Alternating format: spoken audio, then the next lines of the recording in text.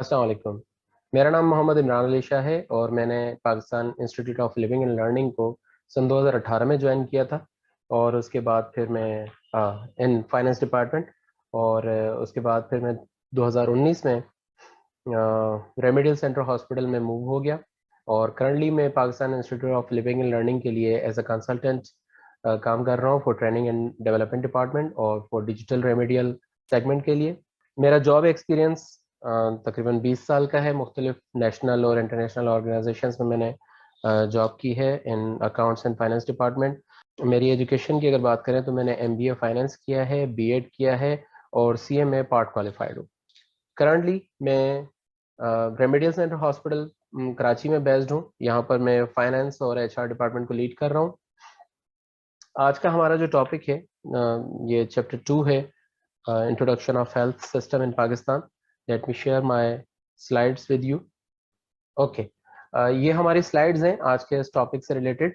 इनको देखते हैं, स्टडी करते हैं और इनको समझते हैं। आप लोगों के कोई क्वेश्चंस हो तो you are more than welcome to ask your questions. इंशाल्लाह हम उनके प्रॉपर्ली जवाब देंगे। Introduction of health care system in Pakistan. आज के इस टॉपिक के जो ऑब्जेक्टिव्स हैं उनमें मेन ऑब्जेक्टिव्स जो हैं वो ये हैं: the history of health economics in Pakistan और health and economics development in Pakistan, measuring health and its determinants, health policy of Pakistan, health, medical care and medical spendings, healthcare market structure, conduct and performance, healthcare financing, role of pharmaceutical industry in health economics and systematic reviews. Health economics की अगर हम बात करें तो health economics also called medical economics, और ये concern करती है, यही कंसर्न है हमारे जो इश्यूज रिलेटेड हैं to the efficiency and effectiveness, value and behaviour in the production and consumption of the health and health care. जो प्रॉब्लम हम फेस करते हैं हेल्थ को प्रमोट करने में, जो प्रॉब्लम्स हम फेस करते हैं वो भी हेल्थ इकोनॉमिक्स में हम डिस्कस करते हैं। और इसके अलावा हेल्दी लाइफस्टाइल और पॉजिटिव हेल्थ आउटकम्स को किस तरीके से प्रमोट किया जाए और किस तरीके से उसको यूज किया जाए, किस तरह से हम अपने लाइफस्टाइल को मजीद हेल्दी बना सकते हैं और पॉजिटिव हेल्थ आउटकम्स कैसे हम गेन कर सकते हैं, ये भी हेल्थ इकोनॉमिक्स से रिलेटेड है। और इसके अलावा प्रोबेबली आप में से कुछ स्टूडेंट्स का बैकग्राउंड इकोनॉमिक्स से होगा या फिर हो सकता है कि फाइनेंस डिपार्टमेंट से हो, तो आप जानते होंगे कि इकोनॉमिक्स का एक रूल है या इकोनॉमिक्स की एक डेफिनेशन ये भी है कि हमारे पास जो लिमिटेड रिसोर्सेज अवेलेबल होते हैं किसी भी कंट्री में या किसी भी इंडिविजुअल के पास, जो लिमिटेड रिसोर्सेज अवेलेबल होते हैं उन्हीं लिमिटेड रिसोर्सेज को यूटिलाइज करते हुए वो अपनी अनलिमिटेड वांट्स या अनलिमिटेड नीड्स को किस तरह फुलफिल करता है। इसी तरीके से हेल्थ इकोनॉमिक्स में भी, क्योंकि हमारे पास रिसोर्सेज बहुत लिमिटेड होते हैं, लेकिन उन्हीं लिमिटेड रिसोर्सेज को यूटिलाइज करते हुए हम किस तरीके से अपनी हेल्थ केयर सिस्टम को उसकी जितनी डिमांड्स हैं, उसकी जितनी नीड्स हैं, उनको फुलफिल कर सकते हैं। इसको भी हम हेल्थ इकोनॉमिक्स में डिस्कस करेंगे। पाकिस्तान के अंदर अगर हेल्थ इकोनॉमिक्स की हम हिस्ट्री की बात करें तो पाकिस्तान में एक इदारा है, Pakistan institute of development economics या PIDE जिसको कहा जाए, जिसका एब्रिविएशन है PIDE।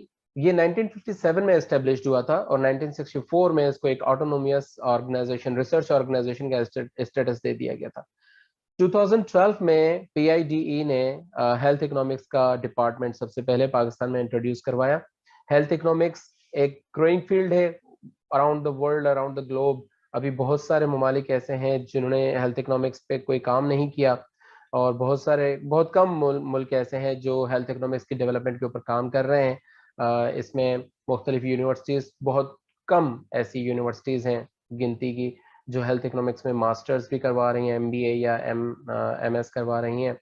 पाकिस्तान में ये ग्रोइंग फील्ड है। होपफुली पाकिस्तान में भी बहुत जल्द इसके ऊपर बहुत अच्छा काम होना शुरू हो जाएगा और हम बहुत अच्छे आउटकम्स देखेंगे। करंटली हमारा जो अगर देखा जाए 177 कंट्रीज में जो एक इंडेक्स है, ह्यूमन डेवलपमेंट की इंडेक्स है, उसमें 177 कंट्रीज इंक्लूडेड है। पाकिस्तान की अगर रैंकिंग देखी जाए तो वो इतनी अच्छी नहीं है, स्टेबल नहीं है, जो कि 136 रैंकिंग है पाकिस्तान की।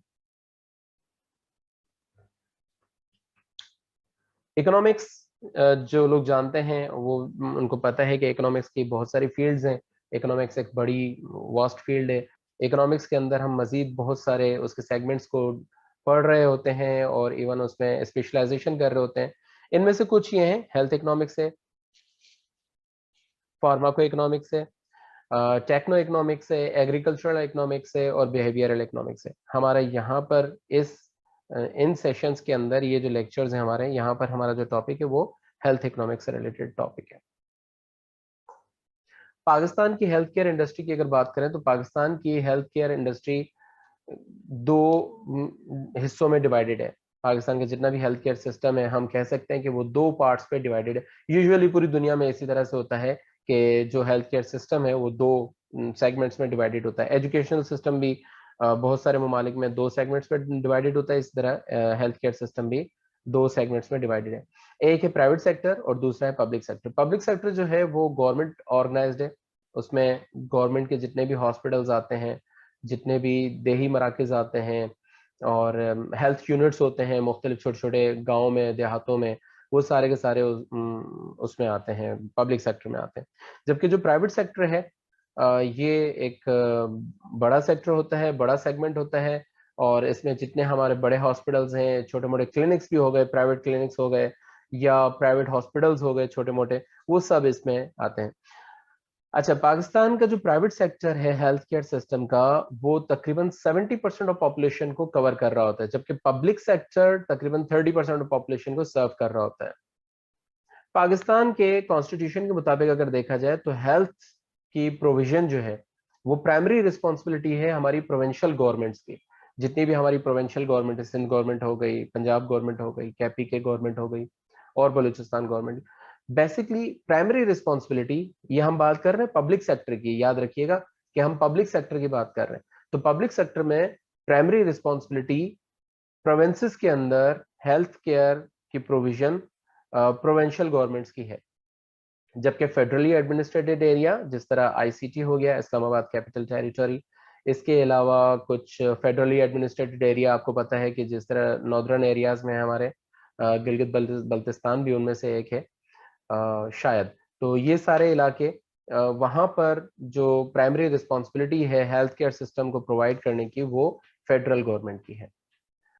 ओके, यहाँ पर ये चीज नोट रखिएगा कि बुनियादी रिस्पॉन्सिबिलिटी, बुनियादी जिम्मेदारी तो प्रोविंशियल गवर्नमेंट की है, लेकिन फेडरल गवर्नमेंट की जिम्मेदारी प्रोविंशियल गवर्नमेंट के इन एक्टिविटीज को ओवरलुक करना है। Statistics of economics. इकोनॉमिक्स में जब हम स्टेटिस्टिक्स को इंक्लूड करके और मुख्तलिफ डेटाज को एनालाइज करते हैं और उनकी मदद से हम मुख्तलिफ आउटकम्स लेते हैं, तो ये हमारी कहलाती है स्टेटिस्टिक्स ऑफ इकोनॉमिक्स, या इसको इकोनोमेट्रिक्स भी कहते हैं, हेल्थ इकोनोमेट्रिक्स भी कहते हैं और फार्माकोमेट्रिक्स भी कहते हैं। ये हमें मुख्तलिफ थ्योरीज को एनालाइज करने में, इकोनॉमिक्स की मुख्तलिफ थ्योरीज को एनालाइज करने में, उनके डेटा को अरेंज करने में, उनको प्रोसेस करने में मदद देता है स्टेटिस्टिक्स और इकोनॉमिक्स का कॉम्बिनेशन। ओके, यहाँ तक अगर कोई आपके क्वेश्चंस हो तो आप क्वेश्चंस पूछ सकते हैं, फिर हम आगे मूव करेंगे। Thank you very much for your questions. Hopefully आप लोगों ने जो क्वेश्चंस किए उनके आंसर्स भी आपको सेटिस्फैक्टरी मिल गए होंगे। Let's move on. हमारा सेकंड टॉपिक है हेल्थ एंड इकोनॉमिक डेवलपमेंट। अगर हम हेल्थ और इकोनॉमिक डेवलपमेंट की बात करें तो हमें इस चीज को जहन में रखना पड़ेगा कि sustainable economic growth is directly proportional to the human capital. Human capital, इसको हम आगे मजीद अच्छे तरीके से डिफाइन करेंगे इसी लेक्चर में। लेकिन ये चीज यहाँ पर थोड़ी सी आप समझ लें कि जितना हमारा ह्यूमन कैपिटल अच्छा होगा, ऐसे समझ लें कि एक बिजनेस के अंदर जितना स्मार्ट कैपिटल होगा, कैपिटल इन्वेस्टमेंट जितनी अच्छी होगी, स्मार्ट कैपिटल इन्वेस्टमेंट होगी, उतना उस बिजनेस के ग्रोथ के चांसेस, उस बिजनेस के सस्टेनेबल रहने के चांसेस उतने ही ज्यादा अच्छे हो जाते हैं।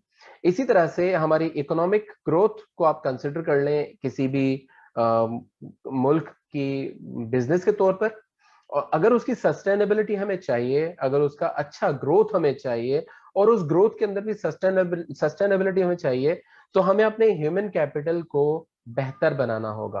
क्योंकि हमारा ह्यूमन कैपिटल जितना अच्छा होगा उतना ही हमारा इकोनॉमिकल ग्रोथ भी अच्छी होगी। आगे बढ़ते हैं। ओके, डिस्कस करते हैं हम अपने पर्पस को कि क्या पर्पस है कि हम हेल्थ और इकोनॉमिक डेवलपमेंट को समझ रहे हैं। तो हम ये देखना चाह रहे होते हैं कि लॉन्ग टर्म रिलेशनशिप क्या है हमारे हेल्थ के अंदर, मतलब हमारी सोसाइटी के अंदर जो लोग रह रहे हैं, हमारे मुल्क के अंदर या किसी एक शहर के अंदर जितने अफराद रह रहे हैं, उनकी हेल्थ और पर कैपिटा जीडीपी के दरमियान क्या रिलेशनशिप है, लॉन्ग टर्म में उनके दरमियान क्या रिलेशनशिप है, क्या उनके दरमियान कोई डायरेक्ट रिलेशनशिप है या कोई इनडायरेक्ट रिलेशनशिप है। इन चीजों को समझने के लिए हमें इसको समझना लाजमी है। As you know that health is wealth, तंदुरुस्ती हजार नेमत है कहते हैं। और अल्लाह ताला की दी हुई नेमतों में से एक सबसे अफजल और बेहतरीन नेमत वो तंदुरुस्ती है, जैसे कि हम सब जानते हैं। अगर हम हेल्थ और इकोनॉमिक ग्रोथ के दरमियान रिलेशनशिप की बात करें तो ये एक टू वे रिलेशन है। मतलब ऐसा नहीं है कि सिर्फ एक चीज इंक्रीज होती रहे और दूसरी चीज अपनी जगह पर मौजूद रहे, ऐसा नहीं है। आप जैसे जैसे अपनी हेल्थ को इम्प्रूव करेंगे, आपकी इकोनॉमिक ग्रोथ भी इम्प्रूव होती चली जाएगी। अगर आपके सोसाइटी में हेल्थ कंडीशंस अच्छी नहीं है, ओवरऑल हेल्थ प्रॉब्लम्स हैं, तो यकीन रखें कि आपकी इकोनॉमिक ग्रोथ भी अच्छी नहीं होगी, उसमें भी हेल्थ प्रॉब्लम्स आएंगी। इसको बहुत अच्छे तरीके से डिफाइन किया है ह्यूमन कैपिटल को। एक इंडियन अखबार मेरी नज़र से गुजरा था, उसमें उन्होंने ये बहुत अच्छे तरीके से इसको डिफाइन किया हुआ था। आप देखिए कि एक गमले के अंदर वो कुछ उगा रहे हैं, जिस तरह हम गमले के अंदर कोई बीज डालते हैं और उसको फिर नरिश करने के लिए हम दो चीज़ों उसको देते हैं, एक तो हम उसको खाद देते हैं और दूसरा हम उसको पानी देते हैं। यहाँ पर ये उसी को डिफाइन करने की कोशिश की है कि आपका ह्यूमन कैपिटल किस तरह से बढ़ता है। ह्यूमन कैपिटल के लिए आपको दो चीजें चाहिए होती है, न्यूट्रिशन, बेहतरीन न्यूट्रिशन आपको चाहिए, और दूसरा आपको बेहतरीन हेल्थ कंडीशंस चाहिए होती हैं। अगर आप अपने ह्यूमन कैपिटल को आप बेहतरीन न्यूट्रिशन देंगे और बेहतरीन हेल्थ कंडीशंस देंगे, तो आपके मुल्क की इकोनॉमी भी बढ़ती चली जाएगी। ऊपर जो ये साइन है, ये बेसिकली इंडियन रुपीज का साइन है, जो कि उन्होंने डोनेट किया है for economy of any country. अब आ जाते हैं ह्यूमन कैपिटल को थोड़ा सा समझ लेते हैं। जो लोग तो फाइनेंस का बैकग्राउंड रखते हैं वो बहुत अच्छे तरीके से जानते हैं कैपिटल की क्या डेफिनेशन है। वो लोग कैपिटल की डेफिनेशन को बहुत अच्छे तरीके से जानते हैं और कैपिटल की इंपॉर्टेंस को भी एक ऑर्गेनाइजेशन के अंदर बहुत अच्छे तरीके से वो समझ सकते हैं और जान सकते हैं। आ, हम यहाँ बता दें कि किसी भी ऑर्गेनाइजेशन को, किसी भी बिजनेस को, चाहे वो कितना ही छोटा बिजनेस हो या चाहे कितना ही बड़ा बिजनेस हो, उसको शुरू करने के लिए और उसको सस्टेन रखने के लिए कैपिटल का होना लाजमी है। अगर हमारे पास अच्छा सफिशिएंट कैपिटल होगा तो हम एक अच्छा बिजनेस शुरू कर सकेंगे और उसको अच्छे तरीके से सस्टेनेबल हम कर सकेंगे। अच्छा, फिर उस कैपिटल को भी प्रॉपर तरीके से मैनेज करना लाजमी है। तो जिस तरह कैपिटल किसी भी बिजनेस को रन करने के लिए और उसको सस्टेनेबल रखने के लिए और उस कैपिटल की मैनेजमेंट, उसको मैनेज करना कि कितना कब लगाना है, कितना हम अपने रिजर्व में रखना है, ये सब चीजें जितना मैटर करती हैं किसी भी बिजनेस को अच्छे तरीके से चलाने के लिए, इसी तरीके से कंट्रीज की इकोनॉमिक ग्रोथ को सस्टेन रखने के लिए और इकोनॉमिक ग्रोथ को बढ़ाने के लिए और इवन अपने इकोनॉमिकल ग्रोथ गोल्स अचीव करने के लिए ह्यूमन कैपिटल भी लाजमी होता है। ये और बेहतरीन अच्छा ह्यूमन कैपिटल होना और उसको अच्छे तरीके से मैनेज करना लाजमी होता है। अच्छा, ह्यूमन कैपिटल के साथ जो एक अनफॉर्चुनेट चीज है वो ये है कि ये बेसिकली इनटेंजिबल एसेट होता है, या यूं कह लें कि ये मुआशरे में पाए जाने वाले इंसानों के अंदर जो क्वालिटीज होती हैं वो क्वालिटीज होती हैं। इसी वजह से इसको किसी कंपनी की बैलेंस शीट पर या कंट्रीज की बैलेंस शीट्स के ऊपर लिस्ट डाउन नहीं किया जा सकता। इसको इकोनॉमिकल वैल्यू में क्लासिफाई भी नहीं किया जा सकता। मसलन हम किसी वर्कर के एक्सपीरियंस को क्वांटिफाई नहीं कर सकते, हम उसको मॉनेटरी वैल्यूज में नहीं ला सकते। ये भी एक अनफॉर्चुनेट चीज है। इसके अलावा ये इस तरह के एसेट्स इसमें इंक्लूड होते हैं लाइक एजुकेशन। जितने हमारे वर्कर्स हैं उनकी एजुकेशन कितनी है, उनके ट्रेनिंग स्किल्स कितनी है, उनका इंटेलिजेंट लेवल क्या है, उनकी स्किल्स कितनी है, उनकी हेल्थ कितनी अच्छी है, इम्प्रूव्ड हेल्थ है, और दूसरी इस तरह की चीजें जो कि मसलन जिस तरह पंक्चुअलिटी एंड लॉयल्टी। तो ये वो चीजें जो बहुत वैल्यूएबल चीजें हैं, लेकिन इनकी मॉनेटरी वैल्यू काउंट नहीं की जा सकती है। चलें अब थोड़ा सा हम डिस्कस करते हैं एवरेज लाइफ को। वर्ल्ड डेवलपमेंट रिपोर्ट 2007 के मुताबिक जो सिचुएशन थी लाइफ एक्सपेक्टेंसी की, वो इंक्रीज हो गई है, जो कि पहले 51 ईयर्स थी, अब वो अराउंड द ग्लोब 65 ईयर्स हो गई है, और ये जो इंक्रीज हुआ है ये विद इन 40 ईयर्स हुआ है, मतलब लास्ट 40 ईयर्स, 2007 से प्रीवियस अगर 40 ईयर्स में हम देखें तो पहले लाइफ एक्सपेक्टेंसी थी 51 ईयर्स, जो कि अब इंक्रीज होकर 2007 में 65 ईयर्स हो गई थी। इसी तरह से अगर हम डेवलपिंग कंट्रीज की बात करें तो डेवलपिंग कंट्रीज के अंदर 40 ईयर्स के दौरान, मसलन 1950 में जो लाइफ एक्सपेक्टेंसी थी दैट वाज 40 इयर्स, और 1990 में that grow up to 63 years.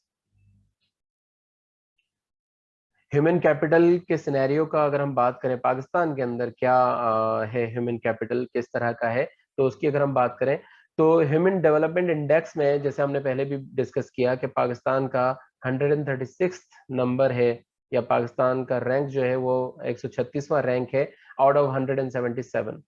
अच्छा, इसके अलावा पाकिस्तानी गवर्नमेंट अपने हेल्थ के ऊपर जो एक्सपेंडिचर करते थे ड्यूरिंग 1990 से लेकर 2007 तक, 1970 से लेकर 2007 तक हमारी गवर्नमेंट्स ने जो हेल्थ के ऊपर एक्सपेंडिचर किया है that was between 0.5% to 0.8% of GNP, gross national product का, प्रोडक्शन का 0.5% से 0.8% हम एक्सपेंस करते थे अपने हेल्थ केयर सिस्टम के ऊपर, जो कि ऑब्वियसली बहुत कम है।